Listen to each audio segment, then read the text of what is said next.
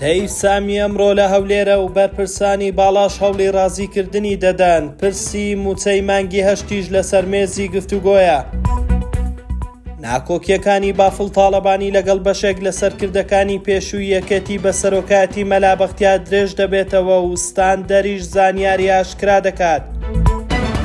کێشەیەکی نوێ بۆ دابەشکردنی موچە دروست دەبێت و ئەگەری کەمبوونەوەشی لە ئارادایە. ئەمڕۆ ئەنجومەنی وەزاری ئابووری عێراق بە سەرۆکایەتی فواد حوسێن و ئەندامایەتی تەیف سامی وەزیری دارایی عێراق لە هەولێر کۆبوویەوە. لا کۆبوونەوەکە ناکۆکیە داراییەکان و پرسی دەواازە سنووریەکان و داهاتەکانی هەرێم تاوتوێ دەکرێت بۆ دۆزینەوەی چارەسەری گونجاو بۆ کۆتایی هێنان بە کێشەی دابەشکردنی موچە.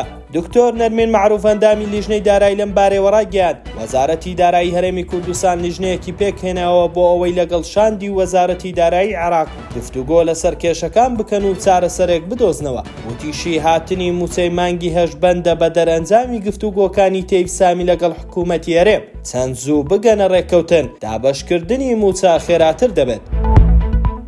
داخستن و دەست بەسەر داگرتنی دەستگای چاودێری سەر بە مەلا بەختیار لەلایەن هێزێکی کۆماندۆوە کاردانەوەی بەدوای خۆی داهێناوە. مەکتەبی سیاسی یەکێتی لە ڕاگەیەندراوێکدا پارتی بەوە تاوانبار کرد بەوەی ڕاستیەکان بەلاڕێ دەبن و دۆسیەکەیان گەورە کردووە. تا ئێستا هەر یەک لە فەرەیدون عەبدولقادر، سالار عەزیز و مامۆستا زەفعەر سەرکردەکانی پێشووی یەکێتی پشتیوانیان بۆ مەلا بەختیار دەربڕیوە. بەپێی زانیاری ستاندەر ئەگەر فشارەکانی ناوخۆی یەکێتی دژ بەو سەرکردانە بەردەوام بێت کە لە ناوخۆی یەکێتی تاوانبار دەکرێن بە پرۆ پارتی، ئەوە ئەگەری ئەوە هەیە بەشێک لەو سەرکردانە ڕوو لە هەولێر بکەن بۆ درێژەدان بەکار و چالاکی سیاسی.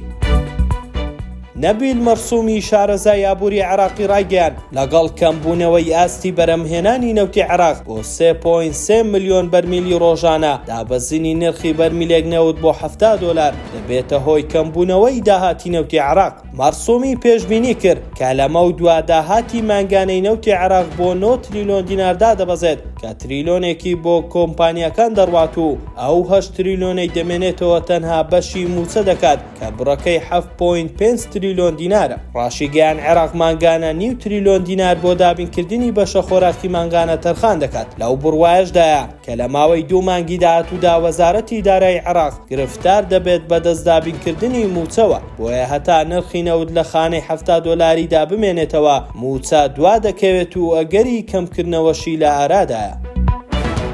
ستاندەر نووزمان پێشکەشکردن. شاد و کامەران بن.